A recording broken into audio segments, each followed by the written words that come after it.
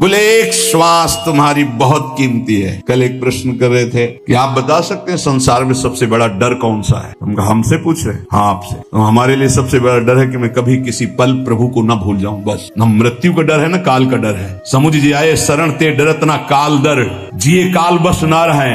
मृत्यु तो जैसे फूलों का खुशबूदार हार पहनने के लिए हर समय तैयार रहता है ना, कोई लाओ लाओ पहनाओ, ऐसे मरने से सब जग डरा मेरो मन आनंद, चौड़ी छाती करके कहते हैं। जिस मृत्यु से सब भयभीत होते हैं ना, उस मृत्यु को गले लगाने के लिए हर क्षण राजी हैं। क्यों? प्रिया जी की, प्यारी जी के लिए। अभी छूटे, अभी गए, अभी गए। कुछ तो आवरण है ही है ना। हर समय तू बाधा पहुंचा रहा है मेरी प्यारी जी के राग रंग में। हट तू, तेरे लिए अब स्थान नहीं रह गया, तेरे लिए कोई महत्व नहीं रह गया। डर है तो इस बात का कि कहीं किसी भी वस्तु व्यक्ति स्थान के प्रभाव से प्रिया जी को भूल न जाऊं, बस, और कोई डर नहीं। हमारे आचार्य कहते यही डर है डर अपि हरिवंश हित, जिनो भ्रमय गुण सलिल पर, जी नामन मंगल लोक त्यो सुहरि पद।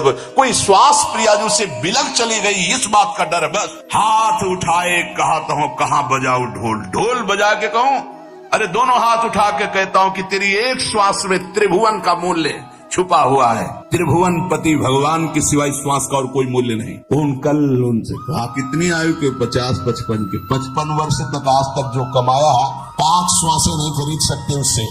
आखिरी श्वास और कह दो 55 वर्ष की कमाई दी, एक बार ऐसे कर लेने दो तो नहीं होने दो। आखिरी श्वास खत्म। उस श्वासों को जो तुमने सांसारिक संपत्ति एकत्रित करने में कमाई पूरी की पूरी लगा दो तो एक श्वास नहीं खरीद सकते। ऐसी कितनी श्वासें तुमने बर्बाद कर दी व्यर्थ में। तो कह रहे श्वास बहुत कीमती है। नारायण स्वामी कह रहे हैं हर समय राधा राधा राधा, तो श्वास सार्थक। किसी से कोई कपट नहीं, कोई द्वेष भाव नहीं, सबके चरणों में प्रणाम, सरल स्वभाव। और राधा राधा राधा बोले संसार समुद्र से उसकी नैया किनारे लग गई। अब गंभीर बात, जो महाभागवत हैं, ये ऊंचाई की बात है, वो अपने स्वरूप में स्थित रहते हैं। जो साधारण भक्त हैं वो रूप में स्थित रहते हैं अपने शरीर। जो महाभागवत जन हैं वो स्वरूप में रहते हैं। स्वरूप जैसे किसी का दास स्वरूप, किसी का सखा स्वरूप, किसी का गोपी स्वरूप, किसी का सहचरी स्वरूप, कोई अपने ब्रह्म स्वरूप में स्थित रहते हैं। हर समय दिन में कितनी बार आपको याद आता है कि आप श्री जी की सहचरी हो? सच्चाई से देखो,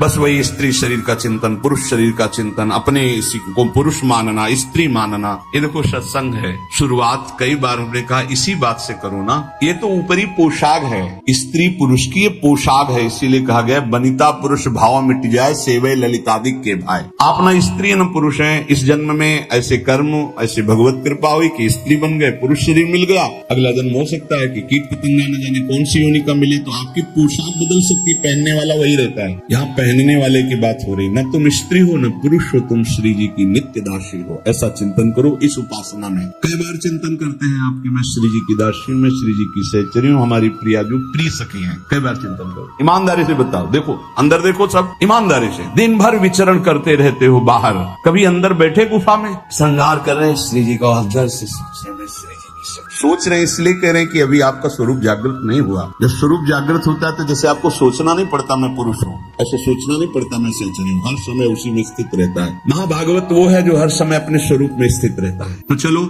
स्थित स्वरूप में नहीं, पर स्वरूप का बोध तो होना चाहिए।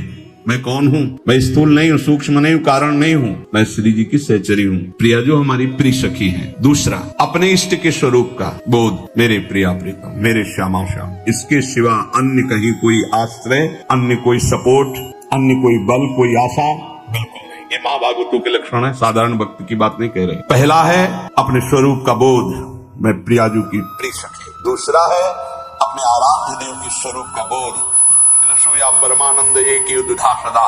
श्री राधा कृष्ण रूपाभ्याम तस्मै तस्मै नमो नमः। एक ही परब्रह्म रस तत्व दो रूपों में खेल रहा है, प्रिया और प्रीतम के रूप में। हमारे आराध्य देव प्रिया प्रीतम, इसके सिवा कहीं कोई हमारा आश्रय नहीं, बल नहीं, आशा नहीं।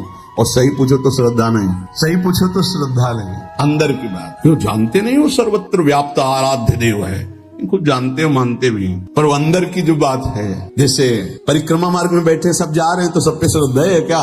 लेकिन पहचान के बोले राधे राधे हुई ना, इसे कहते हैं अपनापन। बस ये मान लो पूरा संसार हमारे लिए कैसा, परिक्रमा मार्ग में बैठे खूब भीड़ जा रही है, भगत है सदस्य। लेकिन उसमें कोई जब अपना प्रियजन का राधे श्याम, ऐसे पूरे त्रिभुवन में भक्त, भगवान, जगत, जड़, चैतन्य सब में वही दृष्टि है जैसे परिक्रमा मार्ग में सब पे दृष्टि। धन्य है प्रभु इतने रूपों में आप। लेकिन प्रिया प्रीतम ये पहचान, बस और कहीं पहचान नहीं। ये है अपने इष्ट के स्वरूप का बोध। तीसरा, जो स्वरूप बोध और इष्ट बोध की साधन मिले हैं गुरुदेव से, उसमें परमाशक्ति, कोई मिलावट अन्य की नहीं होनी चाहिए। हम सत्संग सुन रहे हैं, सत्संग में सर्वव्यापी शब्दों का प्रयोग होता है, कोई भी लाभ ले सकता है। अपने को इतना चतुर रहना है कि अपने को क्या चाहिए इसमें जो बोला जा रहा है,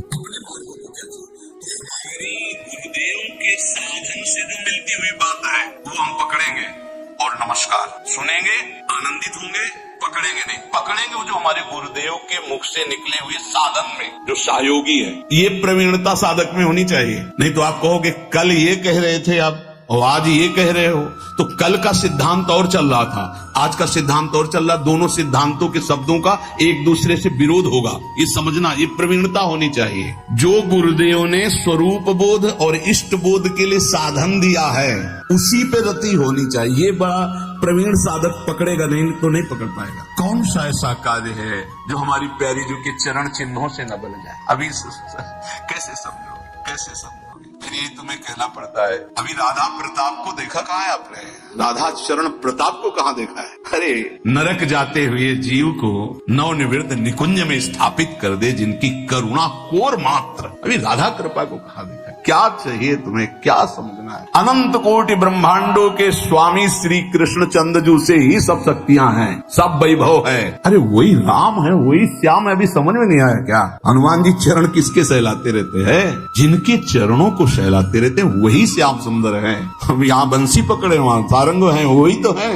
और वो जिनके चरण वैसे सहलाते हैं वो प्रिया। कैसे धीरे से बोलना पड़ेगा इसलिए कि सब नहीं समझते हो। श्यामाजू के चरणन की बलिहारी जे है बसत, इसीलिए इष्ट बोध होना चाहिए। धनी धनी राधिका के चरण, सखा बोल रहे हैं प्रभु के नित्य सखा।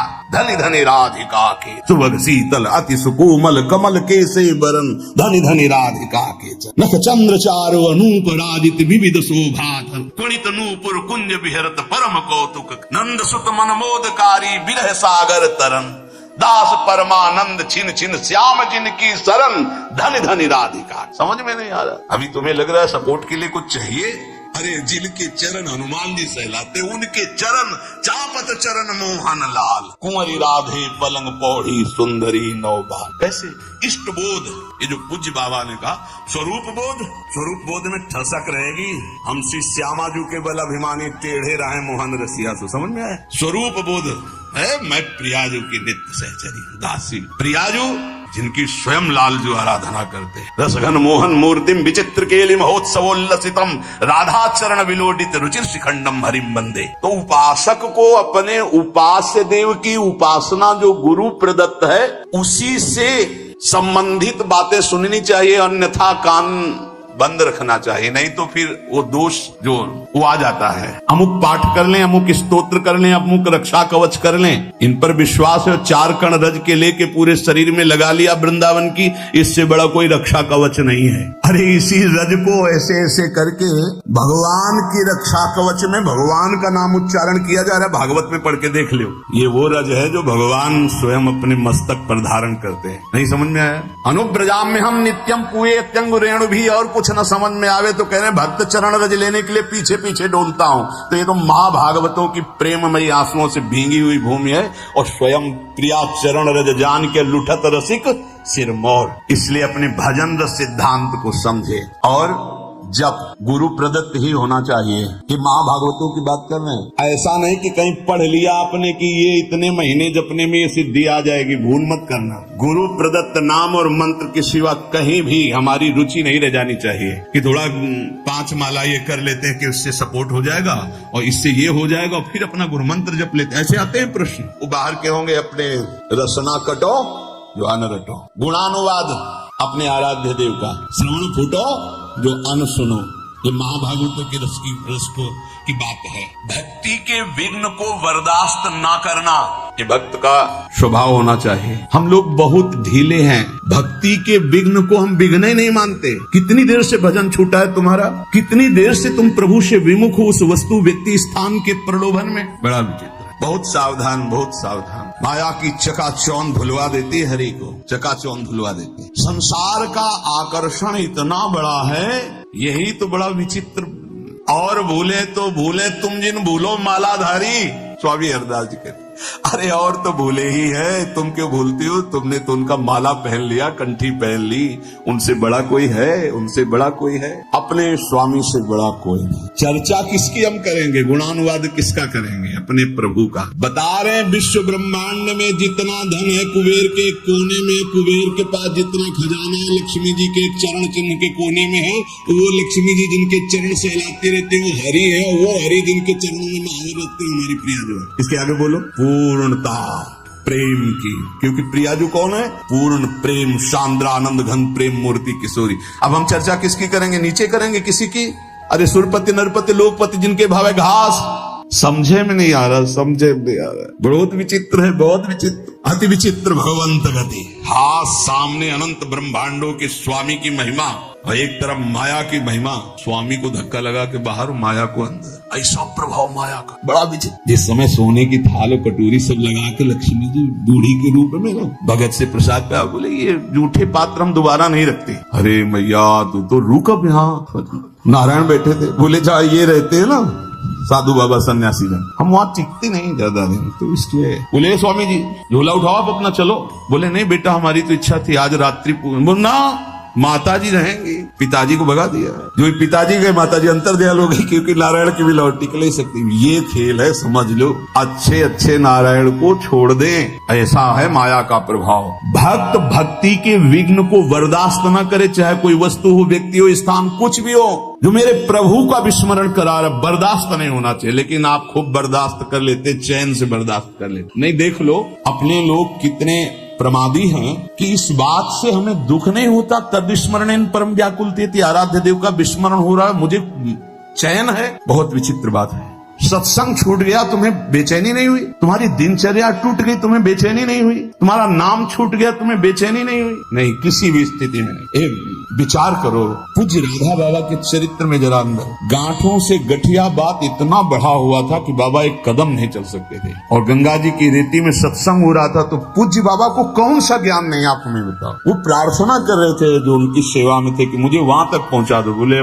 थक गया हूं, मेरी सामर्थ्य नहीं। बोले पहुंचा दीजिए। बोले चले जाओ ना। बड़ी चूक हो जाती है, जानते हो। जब हम चरित्र पढ़ते हैं महापुरुषों के, तब लगता है वो महापुरुष है। जब सेवा में होते ना पास, तो नहीं लगता। देखो कैसे उत्तर दे रहे हैं बाबा को, इतना ही प्रिय तो आप चले जाओ, हम तो थक गए हैं। प्रसंग है, पढ़ के देख लेना कि बाबा ने एक बांस उठाया और कहा, क्या तुम जानते हो श्री कृष्ण में वहां तक नहीं पहुंचाएंगे? पहुंचाएंगे। और कहलते हुए बांस के सहारे से इतनी दूर तक पहुंचे जहां से सत्संग सुनाई दे रहा। क्या सत्संग में बाबा को जानना है? सर्वज्ञ महापुरुष है, पर है कोई सत्संग की महिमा? क्या हमारे अंदर चुभता है कि आज का सत्संग छूट गया? क्या चुभता है आज का वाणी पाठ छूट गया? अरे जिस सभा में हम बैठकर वाणी गायन हो रहा है, उसमें बैठे प्रियाजू का यश हो रहा है, साधु मंडली में बैठे, इससे बड़ा सौभाग्य क्या? क्या हम जलते हैं कि आज हमारा इतनी देर से भजन छूट गया? क्या हम कभी रोए कि हमारी सेवा छूट गई? प्राण तक कष्ट हो तो भी सेवा नहीं छूटनी चाहिए। तक कष्ट हो, अगर हम सकल पाते हैं तो सकल करके सेवा करते हैं। हमारे गुरुदेव की, इष्ट देव की सेवा, ये केवल प्रवचन ही नहीं, गुरु प्रताप से कह रहा हूं। भक्त को भक्ति के विघ्नों को बर्दाश्त नहीं करना चाहिए। बता देना कि हम आज उठने लायक भी नहीं, पर ये सेवा पहुंचा, इस सेवा पहुंच जानी चाहिए। मेरी सेवा नहीं टूटनी चाहिए। ना सेवा में प्रीति होगी, ना नाम छूटने में तुम्हें जलन होगी, ना तुम्हारी पाठ में प्रीति होगी, ना तुम्हारी इष्ट देव की अपनेपन में स्थिति होगी, तो होगा क्या? भक्ति के विघ्न को आप क्यों बर्दाश्त कर लेते हैं? ये बात देख ली। हमें लगता है जितना इष्ट और गुरु का दुलार मिलता है तो हम उसको पहचान नहीं पाते। हमें लगता है संसारिक तौर तरीके से लगता है, हमें नहीं लगता कि हम पर अपार कृपा है। पांचवा, भक्ति के फल को गुप्त रखना। ये पांचों आज ये बहुत बड़ी महान बातें हुई। अपने स्वरूप का बोध, अपने इष्ट के स्वरूप का बोध, जो गुरु प्रदत्त साधन उस पर निष्ठा, जप और गुणानुवाद अपने आराध्य देव का है। भक्ति के विघ्नों को बर्दाश्त न करना, और ये भक्ति के फल को गुप्त रखना। जो हमारे इष्ट और गुरुदेव की कृपा से आध्यात्मिक उन्नति हो रही, उसे कभी ना बोले, ध्यान रखना, नहीं वहीं रुक जाएगी, बंद हो जाएगी। पकड़ो इस बात, अपनी स्थिति कभी नहीं व्यक्त करनी चाहिए। इसमें पांचवा, भक्ति के फल को गुप्त रखना चाहिए। आपको स्वप्न में अच्छे स्वप्न आ रहे हैं, दिन में कोई अनुभूतियां हो रही, गुरु कृपा प्राप्त हो रही है, आपको प्रियता मिल रही है, भागवतिक आंतरिक उन्नति हो रही, बिल्कुल गुप्त, कुछ नहीं बोलना। बोले नहीं, गुरु से तो बोल दे। क्यों? गुरु अल्पज्ञ है क्या? तुम बाजार से लाए स्थिति, गुरु ने दी है, उनको बताने की जरूरत क्या है? उनको बताने का मतलब अपने अहम को पुष्ट करना नहीं, फिर स्थिति नहीं रहेगी। ना गुरुदेव से कहनी है, ना किसी से। गुरुदेव से क्यों नहीं? उन्होंने ही दिया भाई, उनसे क्या कहना है?